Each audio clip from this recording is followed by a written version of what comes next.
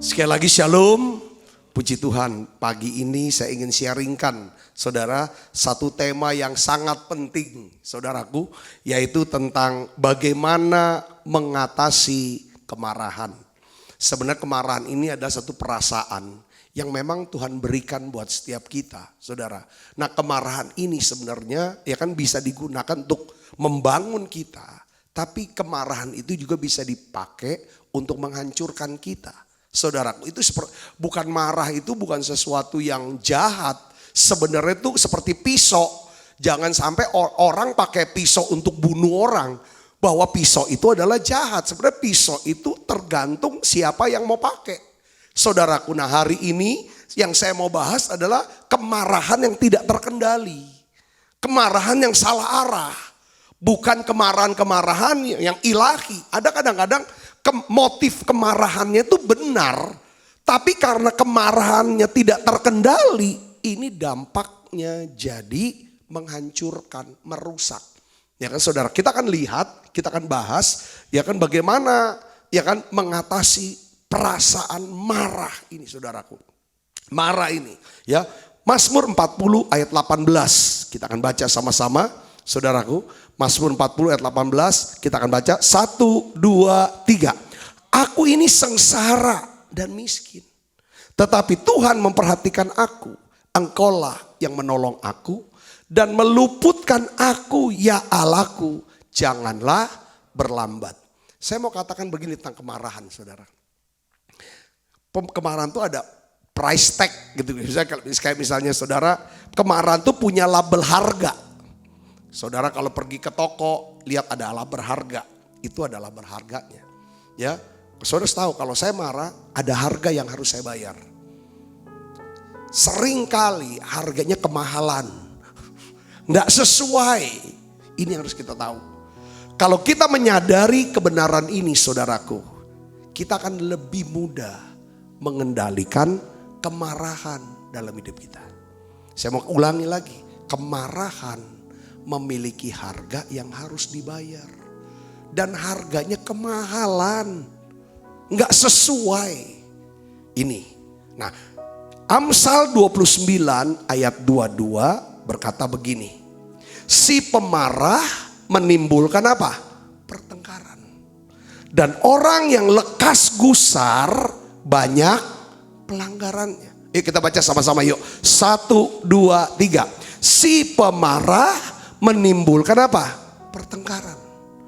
Dan orang yang lekas gusar banyak pelanggarannya. Ini dia. Jadi Alkitab mengatakan bahwa si pemarah ini melakukan banyak apa? Kebodohan, pelanggaran, dan pertengkaran. Nah, ya, apa sih dampak buruk daripada kemarahan yang salah, yang tidak terkendali? Ya kan, saudaraku, Alkitab mengatakan, ya kan, ada beberapa dampak buruknya, saudara, daripada kemarahan. Yang pertama, saudara lihat sini, ya, kalau ada kemarahan di dalam diri kita, saudara, itu akan menyebabkan apa? Perbantahan dan pertengkaran. Di mana ada kemarahan, pasti ada perbantahan dan pertengkaran. Amsal 15 ayat 18. Kita baca saudara yang keras. 1, 2, 3. Si pemarah membangkitkan pertengkaran. Tetapi orang yang sabar memadamkan perbantahan. Kalau kita tidak sabar, maka kita suka berbantah. Kalau kita pemarah, kita bangkitkan pertengkaran dan perbantahan. Jadi saudara, saya renung. Begini saudara. Kalau kita merasa di dalam diri kita ini saudaraku, selalu muncul perbantahan. Di mana kita sulit untuk menerima nasihat, omongan, masukan, pendapat orang. Kita ini selalu tidak setuju dengan orang lain. Di sini kita perlu menyadari bahwa sesungguhnya sedang ada kemarahan di dalam diri kita.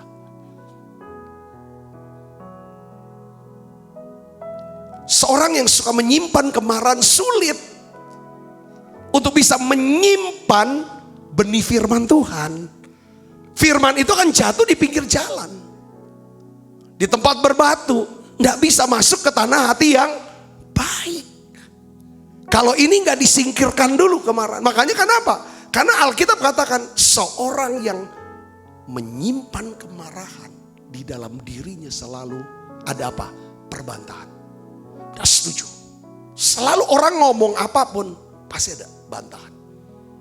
Ada suatu tekanan, benturan di sini.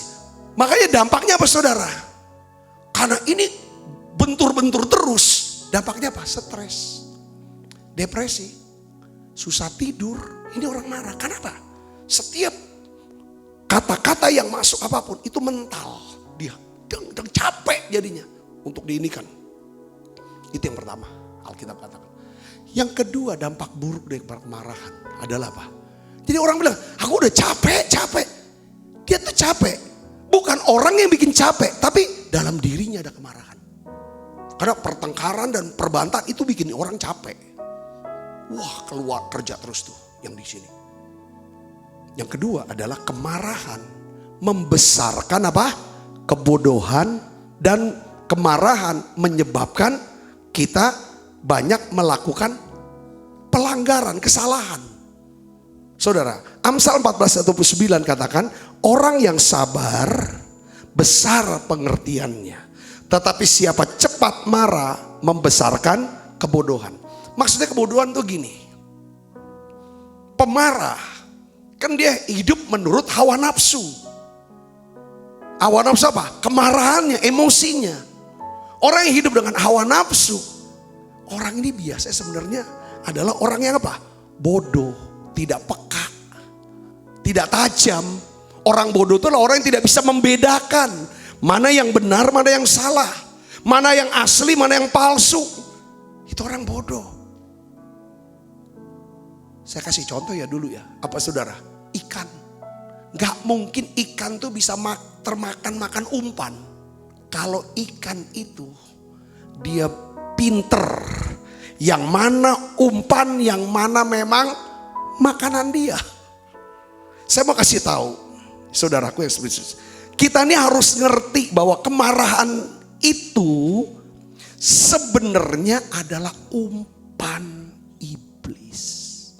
Umpan iblis. Kita ini harus cerdas, kita ini harus bijak. Makanya Alkitab katakan kesudahan segala sesuatu sudah dekat. Karena itu kuasailah dirimu dan jadi tenang. Supaya kamu bisa berdoa.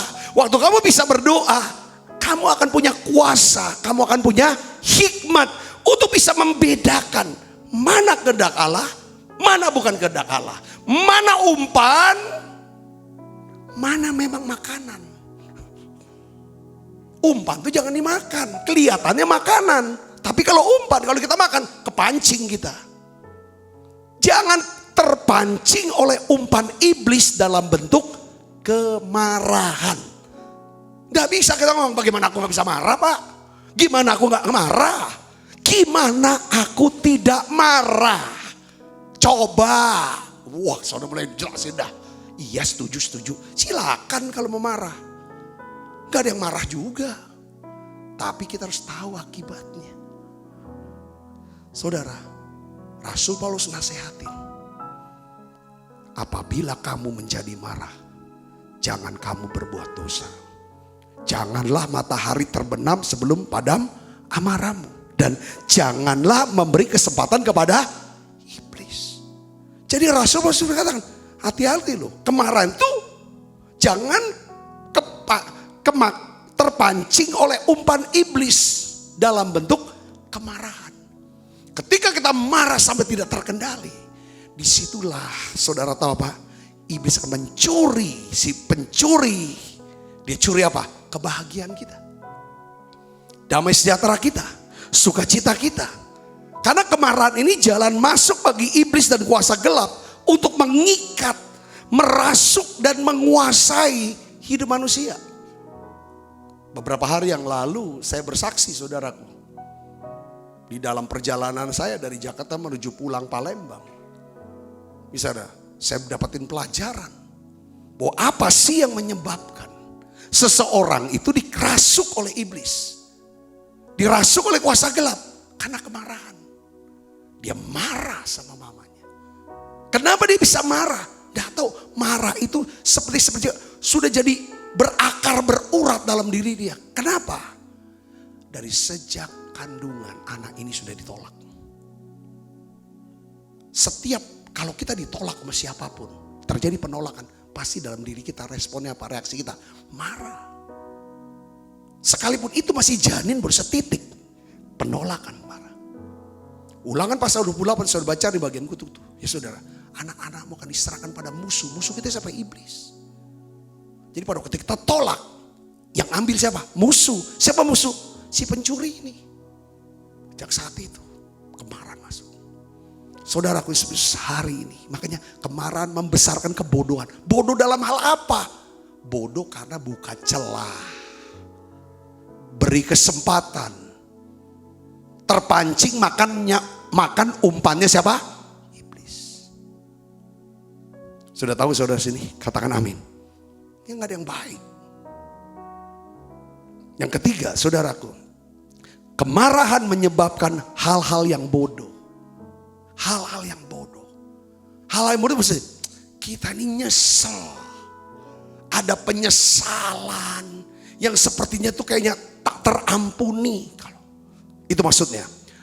Amsal 14 ayat 17 kita akan baca sama-sama. Siapa lekas naik darah. Ada istilah naik darah di sini. Ini kata yang bagus sekali. Itu biasanya yang suka ngomong naik darah itu siapa sudah? Orang tua sama anaknya. Lu bikin gua naik darah aja lu, gitu kan. Itu seperti itu kata-kata yang sering gitu saudara. Itu sebenarnya orang tua anak-anak gitu kan biasa. Lu bikin gua naik darah aja. Rupanya istilah ini ada di Alkitab. Saudara, di sini katakan siapa lekas naik darah, makanya kenapa? Ya kan kenapa orang gampang darah tinggi? Ini istilah ini yang ada. Maksudnya orang naik darah pemarah. Siapa lekas naik darah berlaku apa? Bodoh. Dia lakukan hal yang bodoh. Hal-hal yang bodoh. Tetapi orang bijaksana bersabar. Kita mungkin telah lihat semua hasil dari amarah kita. Kita sudah lihat hasilnya apa. Kemarahan orang lain kita lihat sendiri. Saudaraku yang Kristus. Di Alkitab lah kita lihat. Siapa sih yang paling hebat di perjanjian lama? Orang paling, siapa terbesar di perjanjian lama? Tokoh terbesar. Ya, ada yang bilang Abraham. Iya Abraham. Tapi salah satu siapa? Musa. Buat orang Israel tuh Musa itu. Dia tulis 5 kitab itu saudara. Saudara sini. Kalau saudara lihat ya, kemunculan Musa pertama di Alkitab pada waktu kapan? Waktu dia marah. Kemarahannya membunuh orang Mesir. Lalu dia lari. Kemunculan yang pertama. Terus ketika dia berhasil membawa orang Israel keluar dari Mesir, dia naik ke Gunung Sinai. Waktu dia turun ke Gunung Sinai, dia lihat orang Israel, saudaraku, ya kan? Membuat patung lembu emas. Emasnya dapat dari Tuhan lagi. Ngambil orang-orang Mesir punya ini. Bikin lembu. Nyembah. Dia marah. Akibatnya apa saudara? Dia pecahkan loh batu. Yang ditulis. Tuhan udah capek-capek nulis. Dia pecahin. Bayangin saudaraku itu hukum. Barang penting dia pecahin dia. Ketiga. Kemarahan yang ketiga saudara. Ini kemarahannya ini yang bikin dia. Akhirnya seluruh impian Musa. Untuk masuk tanah perjanjian. Impiannya tidak pernah jadi kenyataan. Batal. Kenapa? Waktu dia marah. Tuhan suruh ngomong sama batu karang. Tapi dia pukul batu sambil marah-marah. Dampaknya adalah sekalipun Musa sudah berdoa sampai 3 kali.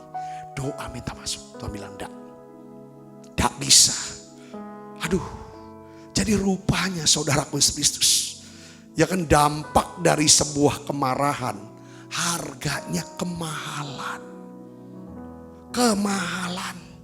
Saya khotbah bagaimana mengatasi kemarahan, buat diri saya juga bergumul. Bukan berarti saudara, saya mau kasih tahu bahwa saya ini udah bebas, saya nggak pernah bisa marah. Karena saya ingin bisa mengendalikan kemarahan. Saya senang berkhotbah untuk kita. Sama-sama kita bertumbuh di sini dalamnya. Katakan amin. Katakan amin.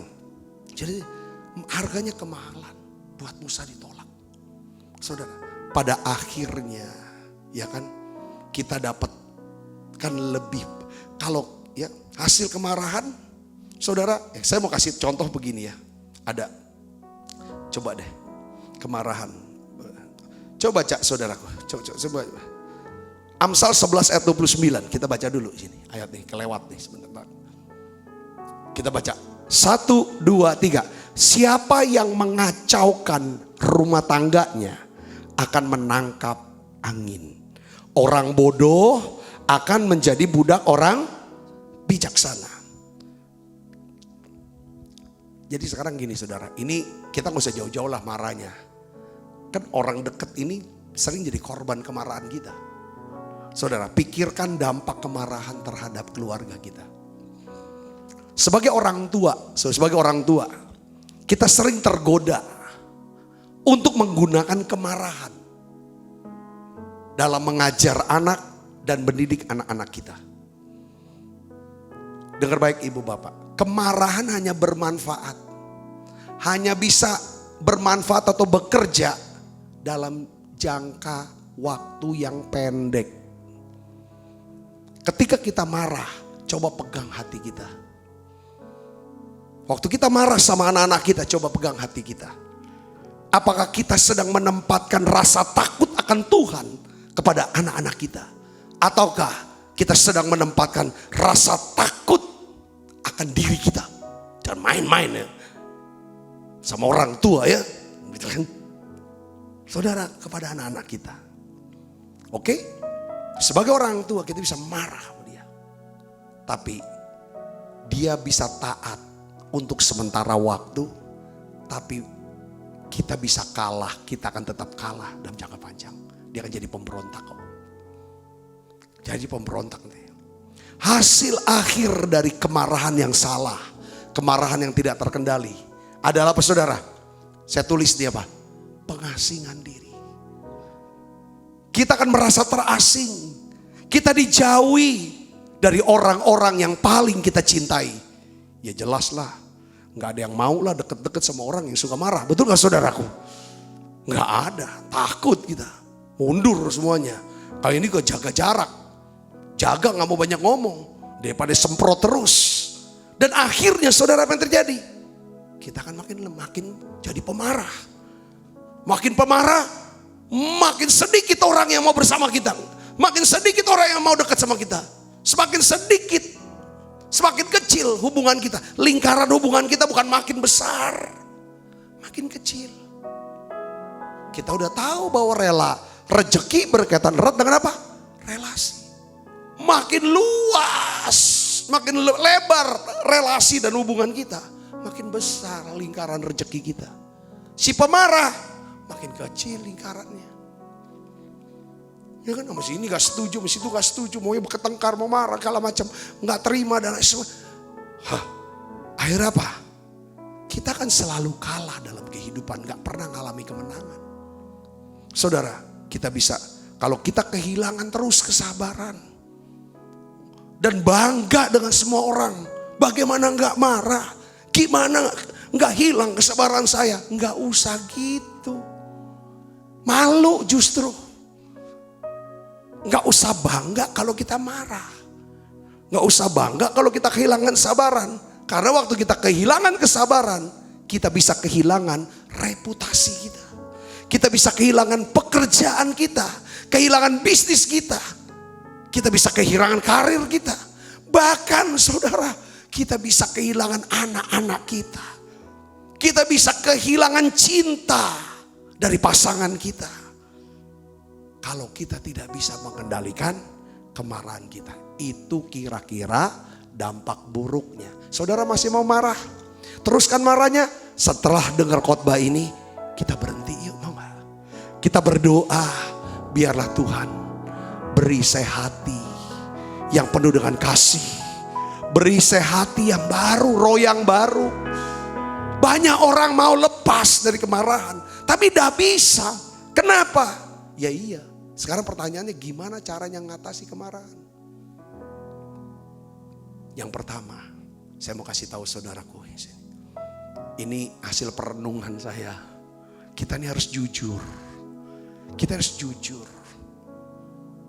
Mengakui kemarahan kita di hadapan Tuhan. Jujur. Tuhan, aku marah. Aku marah, Tuhan, aku benci. Aku udah terima, aku udah setuju, Tuhan, benar Tuhan. Tapi aku tahu dampaknya. Kalau ini tersimpan terus, saya akan menjadi orang yang apapun mental, terus omongan apapun, nasihat, pendapat, apa ini jadi orang bodoh lama-lama. Gak bisa nerima sesuatu, jadi gak ada pengetahuan, gak ada pengertian, gak ada hikmat, gak ada tuntunan. Punya kebenaran sendiri, itu kan pemarah. Ngerasa diri paling benar. Aduh Tuhan, aku gak mau kayak gini. Jadi orang bodoh nanti, ya bodoh, ketinggalan. Karena gak ada perubahan apa-apa. Aku gak mau Tuhan. Kita jujur sama Tuhan. Makanya Alkitab katakan dalam Ibrani 12 ayat 15. Katakan begini. Jagalah supaya jangan ada seorang pun apa? Menjauhkan diri dari kasih karunia Allah. Agar apa saudara baca keras? Jangan tumbuh akar pahit. Akar pahit itu kemarahan yang udah berakar. Sampai jadi kepahitan. Yang menimbulkan apa? Kerusuhan. Dan mencemarkan banyak orang. Rusuh. Itu karena apa? Itu akar pahit. Rusuh di rumah. Rusuh di gereja. Rusuh di kampus. Di kantor. Di kota. Di bangsa. Itu kan karena orang-orang pahit semua. Orang yang punya akar pahit yang bikin rusuh. Mencemarkan satu orang lain. Cemarkan nama baik orang. Itu orang-orang akar pahit. Dimulai dari kemarahan yang disimpan. Kenapa? Karena mereka menjauh dari kasih karunia. Kalau kita jatuh ke dalam kemarahan. Ya tiap kita bisa jatuh. Terus bisa jatuh ya. Nah itu titik lemah kita kok marah. Ada orang titik lemahnya apa? Ada orang titik lemah marah. Emosi terus. Iya gak bisa doa. Gak bisa doa. Aduh aku semarah gak bisa doa deh. Ya gitu. Nih saya kasih nasihat. Bukan tips. Nasihat firman. Kalau kita jatuh dalam dosa kemarahan. Saudara, cepatlah berlari mendekat kepada Tuhan. Jangan malah jauh. Betul waktu kita marah, kita hilang sukacita, hilang damai sejahtera, kayaknya kita rasa salah banget. Cepat lari ke Tuhan. Katakan amin. Kalau saudara gak bisa lari, ya jalan. Kalau gak bisa jalan, ya merangkak dah. Tapi jangan pernah tinggal dengan rasa bersalah dan rasa malu. Kalau saudara tidak bisa merangkak, panggil seseorang untuk bawa saudara kepada Yesus dalam doa. Ajak deh, tolong doain saya Pak, Bu, tolong dong doa yuk, kita doa bareng yuk. Aku udah tidak bisa doa. Kita harus cari seseorang. Seperti siapa? Seperti teman-teman orang yang lumpuh. Empat sahabatnya bawa dia kepada Yesus. Manusia tidak akan pernah tenggelam karena terjatuh ke air. Tetapi manusia akan tenggelam karena ia tidak mau keluar dari air. Air yang dalam maksudnya. Bukan air yang segini. Saudaraku, kalau kadang-kadang marah yang gak terkendali itu seperti air yang udah di atas kepala kita. Iya kan saudara, sehebat-hebatnya kita kuat berenang, gak mungkin lah sampai 7 hari 7 malam begitu terus. Kalau gak pakai alat apa-apa, ya tenggelam lah. Ya saudara, kau tiap hari simpen kemarahan terus ya tenggelam dia. Tenggelam, makanya jangan jauh dari kasih karunia. Kasih karunia itu apa sih? Gini saudara. Kalau kita udah jujur sama Tuhan, aku marah. Kita lihat Tuhan. Seperti Paulus ini pemarah saudara. Dia bilang dalam kitab surat Timotius. Kalau aku bisa jadi orang sabar. aku bisa kendalikan kemarahanku, aku bisa berubah. Itu karena aku selalu berpikir, aku selalu melihat bahwa kepada siapa? Tuhan Yesus. Dengan seluruh kesabarannya, Tuhan Yesus telah menunjukkan seluruh kesabaran kepada saya, manusia yang paling berdosa, pemarah besar. Selalu saya pikirkan kesabaran dia. Karena saya sering pikir akan kesabaran dia, maka saya bisa sabar dengan semua orang. Sekarang aku nggak marah. Mungkin saudara tidak marahnya nggak keluar mulut, tapi marahnya di dalam itu lebih ngerusak dalam diri. Sinis jadi orangnya, nggak bisa percayaan. Saudara, akhirnya nanti nampakannya, kok sial terus ya aku? Ya karena tidak ada firman. Tidak akan bisa benih firman masuk di situ. Ibrani 4 ayat 16 katakan apa? Sebab itu marilah kita dengan penuh keberanian menghampiri tahta kasih karunia, supaya kita menerima rahmat. Rahmat itu apa saudara? Mercy, kemurahan. Hanya kemurahan Tuhan. Makanya tadi kita nyanyi, betapa ku mencintai segala yang telah terjadi. Coba nyanyi lagu ini saudaraku. Tak pernah sendiri jalani hidup ini, selalu menyertai. Betapa aku menyadari di dalam hidupku ini, Kau selalu memberi rancangan terbaik oleh karena kasih. Mari katakan, Bapa sentuh hatiku. Bapa sentuh hatiku, ubah hidupku menjadi yang baru, bagai emas yang murni. Kau membentuk rencana hatiku. Bapa, ajarku mengerti sebuah kasih yang selalu memberi, bagai air mengalir Yang tiada pernah berhenti. Jadi pertama saudara, untuk mengatasi kemarahan kita harus jujur, harus jujur mengakui kemarahan kita di hadapan Tuhan. Lalu minta Tuhan, beri saya Tuhan pengampunan, beri saya kasih karuniamu, kemurahanmu, pertolonganmu. Berikan saya kesabaran, berikan saya bisa mengampuni dia. Kalau bisa ya melupakan, berdamai. Karena gini ya, kalau kita nggak pernah akui itu di hadapan Tuhan dan minta Tuhan, ubahlah hati yang marah ini menjadi hati yang dikuasai oleh kasih-Mu. Perhatikan saudara, kita ini kalau ngomong pasti bikin gak enak orang. Bikin orang tuh hard feeling.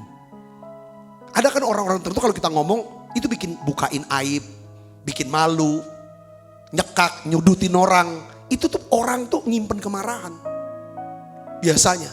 Tapi kalau hati yang dikuasai oleh kasih dan belas kasihan, terus lemah lembut, orang tuh nyaman.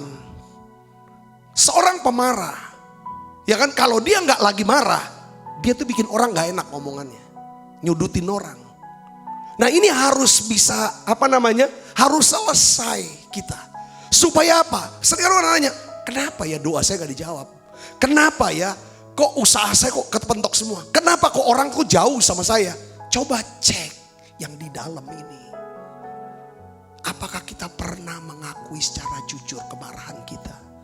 Mungkin di masa lalu, waktu kita masih tinggal di rumah orang tua kita.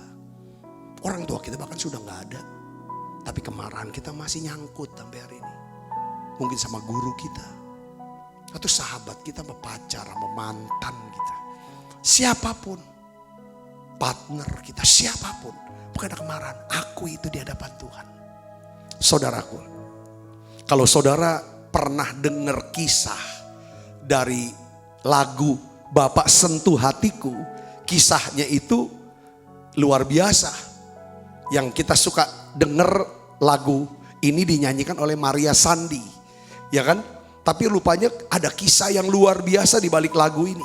Penciptanya Pak Jason, ya hamba Tuhan, juga pernah melayani di Palembang.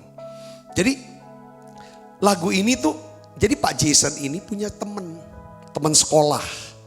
Dia tahu teman sekolahnya ini kisahnya dulu diperkosa oleh ayahnya sendiri. Jadi bapaknya perkosa dia, teman perempuan ini. Sampai akhirnya si anak ini, perempuan ini, itu jadi gila. Sudah jadi gila. Kenapa jadi gila? Diperkosa, habis diperkosa sama orang tua sendiri. Itu pasti di sini ada apa? Kemarahan. Kemarahan bikin apa saudara? Stres, depresi, gak bisa tidur, ya gila. Karena dia gila anak ini, katanya ceritanya. Perempuan ini, anak ini dipasung, diikat, dirantai di rumahnya. Nah, Pak Jason ini suka datang dulu. Datang besuk temennya ini, suka doakan sekali. Dia juga suka nulis lagu, lirik. Waktu berlalu, dia sudah pindah kota, Pak Jason ini sibuk dengan kegiatan. Suatu ketika temennya ini, yang anak perempuan ini, nelepon dia. Dia kaget, kok bisa? Kan dia kan gila. Kan dia dipasung, kok bisa lepas? Kok bisa nelepon? Kaget Pak Jason ini. Akhirnya apa saudaraku? Temennya ini cerita. Dia bilang satu hari rantainya tuh karat. Waktu karatan itu gimana tuh rantai itu bisa lepas. Waktu dia lepas, satu hal yang dia ingat adalah, saudara apa, waktu dia lepas dari rantai itu, dari pasung itu, dia mau bunuh bapaknya. Dia mau bunuh bapaknya yang pernah perkosa dia. Karena ini kemarahan di dalam nih. Saudaraku, udah jadi apa? Kemarahannya udah jadi apa? Akar pahit. Mau bikin rusuh, jadi rusuh. Jadi cepat semua kan. Waktu dia bangun, saudara, mau bangun. Saudaraku, dia lihat ada Tuhan Yesus dengan jubah putihnya. Yesus berkata sama anak perempuan ini, kamu harus maafin papa. Kamu harus maafkan ayahmu. Si anak ini bilang, mana bisa. Dia terus nangis. Dia pukul dirinya. Dia jerit, dia teriak. Sampai akhirnya dia lihat Tuhan tuh peluk dia. Ada urapan kasih ngalir di badan dia. Dan ada bisikan suara yang berkata, aku mengasihimu nak. Suara Tuhan yang berkata, aku mengasihimu. Walaupun dia bergumul, akhirnya anak perempuan ini memaafkan ayahnya. Lalu mereka sekeluarga menangis, mereka hidup normal. Lalu dari situlah lagu ini ditulis oleh Pak Jason. Bapak sentuh hatiku. Bapak yang sentuh hatiku, Bapak itu yang ubah hatiku. Jadi pada waktu kita mau jujur di hadapan Tuhan, saudara, jujur bukan basa-basi agamawi. Aku marah, bukan itu. Sampai ngalami sentuhan hati, sentuhan kasih. Yang bilang terima kasih Tuhan. Tuhan kan tidak marah juga untuk semua dosa, kejahatan dan pelanggaranku. Ajar aku untuk juga bisa mengampuni dan tidak marah. Untuk bisa sabar dan bisa mengasihi. Katakan amin saudara. Bapa, sentuh hatiku, ubah hidupku menjadi yang baru. emas yang murni, Kau membentuk bencana hatiku. Bapa, ajarku mengerti sebuah kasih yang selalu memberi bagai air mengalir yang tiada pernah berhenti. Saudara mau mengatasi kemarahan saudara, datang ke Tuhan. Saya ngerti, saya juga tahu cerita-cerita di Alkitab juga kita tahu bahwa motif Musa marahnya Musa karena motifnya tuh benar. Dia lihat pertama ada orang Mesir menganiaya bangsanya, orang Yahudi, orang Israel. Benar, dia marah, enggak terima. Tapi kemarahan yang tidak terkendali itu buat dia jadi masalah. Waktu dia lihat orang Israel, saudara, bukan menyembah Allah yang sudah melepaskan mereka dari perbudakan Mesir, malah nyembah berhala. Dewanya orang Mesir, lembu emas. Ya dia marah. Ya marahnya bener, motif marahnya bener. Tapi cara marahnya salah. Ini yang bahaya. Waktu orang Israel sungut-sungut gak dapat air. Akhirnya mereka sepertinya marah-marah orang Israel itu. Akhirnya apa? Musa marah. Marahnya kenapa? Kok kamu gak percaya sih sama Tuhan? Kita juga seringkali sebagai orang tua, kita bisa marah sama anak. Motif marahnya itu ya bener. Tapi kalau cara marahnya sampai kayak kesetanan, ya itu yang salah. Sudah bisa ngerti sini, katakan amin. Yang pertama jujur. Jujur Tuhan. Jujur itu untuk supaya dapat apa? Sentuhan kasih. Yang kedua, saudara, untuk bisa mengatasi kemarahan. Saudara, yang kedua, kita harus memiliki buah Roh Kudus. Galatia 5 ayat 22 sampai 23 katakan gini, tetapi buah roh ialah kasih, sukacita, damai sejahtera, kesabaran, kemurahan, kebaikan, kesetiaan, kelemah lembutan, penguasaan diri. Tidak ada hukum yang menentang hal-hal itu. Jadi kita nggak bisa mengatasi kemarahan hanya dengan kekuatan sendiri atau cuman mau punya tekad teman sendiri. Nggak cukup, nggak bisa, pasti jatuh lagi. Kita perlu melibatkan siapa? Roh Kudus. Kita harus memiliki buah roh. Nah, buah roh adalah hasil dari apa? Keintiman kita dengan Roh Kudus. Persekutuan kita dengan Roh Kudus. Nah, sekarang begini. Saya kasih yang gampang, yang tadi kan kalau kita marah cepat larilah ke Tuhan. Nggak bisa lari ya jalan. Nggak bisa jalan ngerangkak. Nggak bisa ngerangkak jerit, minta tolong teman, doain. Supaya yang penting kita bisa menghadap tata kasih karunia. Supaya tidak ada timbul akar pahit. Yang ngerti katakan namanya saudara. Yang kedua gini. Kita harus punya persekutuan dengan Roh Kudus. Kata persekutuan di sini saudara. Ini bicara tentang kemanapun kita ada. Dimanapun kita berada. Kapanpun itu. Dengar baik saudaraku. Kita membangun kesadaran akan kehadiran Roh Kudus. Jadi sepanjang hari dalam hidup kita, dimanapun kita berada, kapanpun itu, coba saudara mulai berbicara sama Roh Kudus, menyapa Roh Kudus, menyambut Roh Kudus, dikit-dikit bersyukur kalau ada yang baik, berterima kasih sama dia, terus sujud nyembah. Ini namanya bersekutu dengan Roh Kudus. Kalau ada pikiran tertentu yang enggak, ini ampuni saya, Roh Kudus. Supaya kalau kita terus connect dengan dia. On terus, sinyalnya kuat, baterainya juga kuat, tersambung terus. Saya yakin ini akan membantu untuk kita bisa menguasai diri dan jadi tenang. Buah roh itu akan keluar. Kasih, sukacita. Kalau orang pemarah mana ada kasihnya, kejam. Nggak ada sukacitanya, jutek, julid. Damai sejahtera, nggak ada itu. Sabar, ya nggak bisa sabar. Kemurahan, murah hati. Oi, kalau dia murah hati pasti dia ngampuni, nggak marah.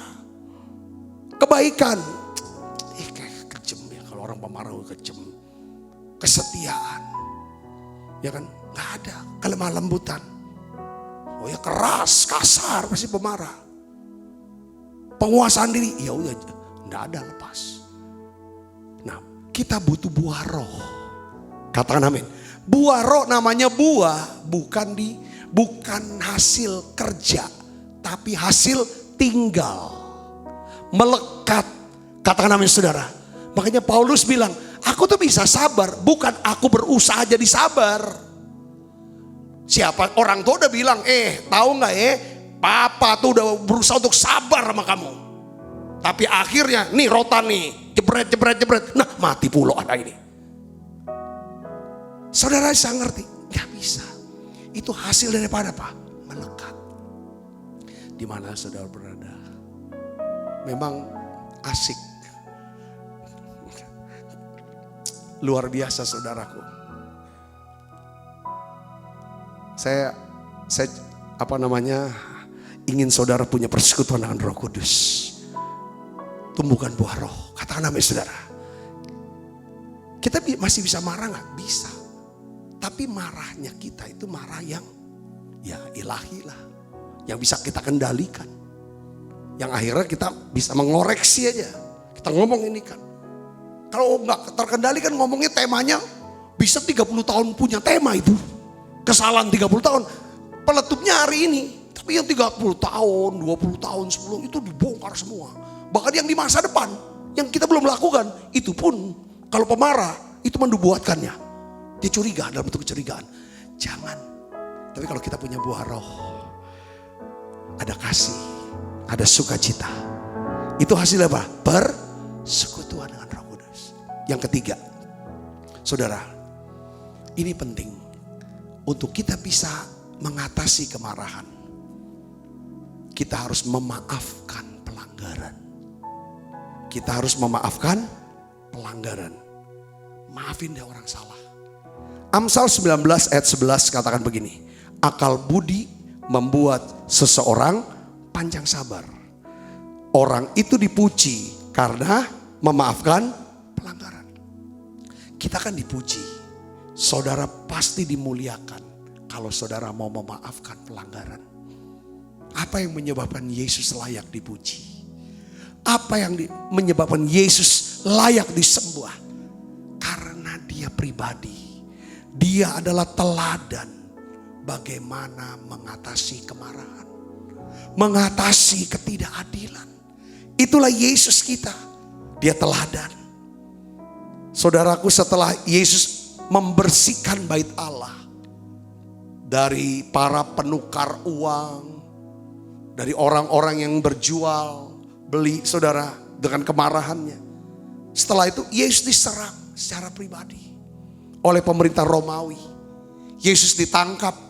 Yesus dijatuhkan hukuman yang tidak adil. Saudara bisa bayangkan ini. Para prajurit Romawi itu nampar muka Yesus. Meludahi muka Yesus. Mengolok-ngoloknya. Yesus berikan mahkota duri. Bukan mahkota dari emas. Itu penghinaan benar. Tahu gak saudara respon Yesus itu apa?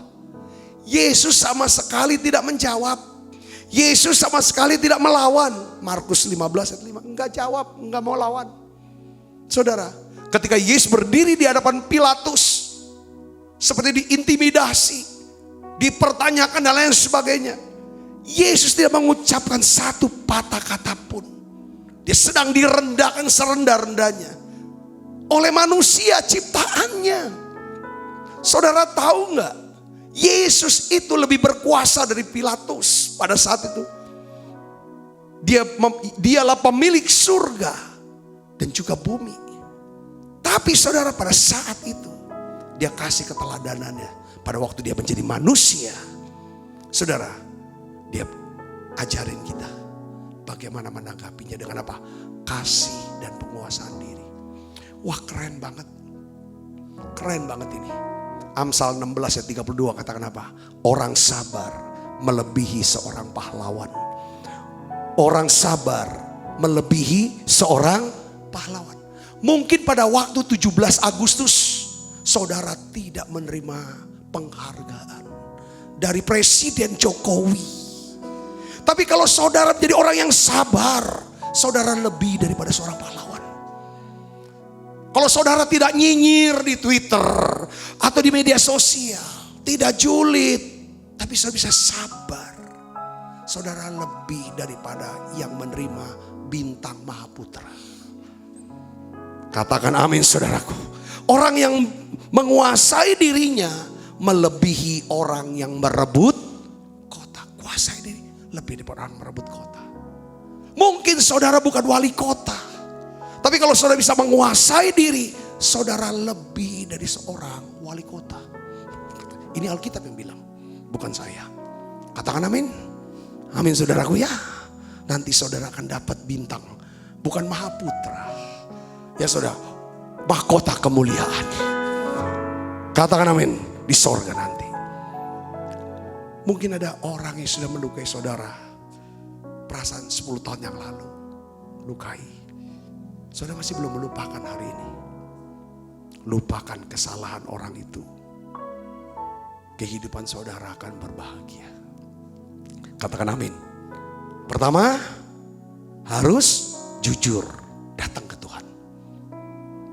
Kalau jatuh dalam kemarahan, langsung lari. Gak bisa lari, jalan. Gak bisa jalan, merangkap. Gak bisa merangkap, telepon teman, minta doa. Yang penting bisa dapat kasih karunia. Amin saudaraku. Yang kedua apa? Harus punya buah Roh Kudus. Yang ketiga gimana saudara? Yang ketiga adalah apa? Ampunilah orang salah. Ampuni udah, jangan diperpanjang. Gak usah dipikirin lagi, gak usah dibahas lagi. Udah, selesai sudah. Yang ini sekarang kan pertanyaannya saudara dan saya, kita semua, mau gak kita melihat makin dekat sama Tuhan, makin peka. Yang keempat terakhir saudara, jangan bergaul dengan orang yang lekas marah. Jangan bergaul dengan orang yang lekas marah. Coba Amsal 22 ayat 24 sampai 25. Waduh Pak, yang bergaul dengan orang bekas marah, ini berat ini. Tapi kita akan baca dulu ayat ini. Kita baca 1, 2, 3. Jangan berteman dengan orang yang lekas gusar. Jangan bergaul dengan seorang pemarah. Supaya engkau jangan menjadi apa? Biasa dengan tingkah lakunya. Memasang jerat bagi dirimu sendiri. Katakan amin. Ya kalau kita sering gaul sama orang pemarah, ngomongnya tinggi terus, nadanya kenceng terus. Lama-lama kita biasa ngomong kenceng. Kalau saudara pacaran dan pacar saudara ini orang yang pemarah, dikuasai pemarah. Kalau saudara ini seorang gadis, pacar saudari seorang pemuda, pemarah, yang gak bisa kuasai kemarahan.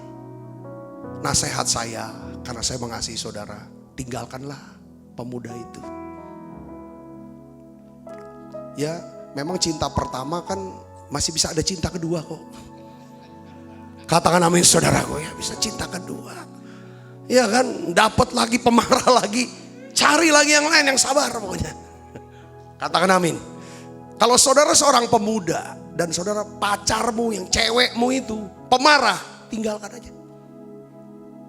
Tinggalin. Ih, kejem banget Pak Sabta. Iya ngapain? Serumah dengan perempuan yang pemarah, kata Alkitab. Itu Alkitab terus Amsal. Amin. Kalau saudara mempunyai seorang anak yang dikuasai kemarahan yang tidak terkendali. Ini nasihat firman Tuhan di bawah ini. Amsal 22 ayat 15. Ya, kalau kita punya anak kita ini pemarah, apa yang harus kita bilang? Oh, kita turutin Pak, kita mah takut nanti dia marah Pak. Pak Sabta tolong dong omongin dong anak saya. Ya kan, nasehatin dia. Kenapa enggak bapak aja atau ibu aja nasehatin? Takut Pak, saya kena marah nanti sama anak saya. Ampun. Nah, apa harusnya? Dengar baik saudara. Nih, kita baca sama-sama ya. Ini ayat terakhir. 1, 2, 3. Kebodohan melekat pada hati orang muda. Tetapi tongkat didikan akan mengusir kebodohan itu daripadanya. Saudara tahu, saya mengucap syukur. Saya punya orang tua juga dulu. Sempat ibu saya, kalau saya suka mau ngamuk, dia tuh punya rotan saudara, yang untuk gebuk kasur. Kalau kasur kadang-kadang kan dijemur saudara. Jemur kan dikeprek dengan rotan itu. Dia cukup begini aja nih. Saudara ya sudah, saya diam dulu. Masih juga ini hajar. Saya punya anak laki-laki dulu juga. Waktu kecilnya, waduh, keras sekali. Joel, ya kan? Tapi saya pakai ayat ini, Amsal 22 ayat 15. Saudaraku, tapi akhirnya dengan dikasih tanda kutip, saudaraku, tongkat didikan, doa, akhirnya anak ini jadi anak yang sabar. Katakan amin saudaraku. Jangan bergaul dengan orang yang lekas marah. Katakan amin. Saudara pemarah, saya pemarah, kita bertobat hari ini. Yuk kita akan bangkit berdiri, kita akan berdoa.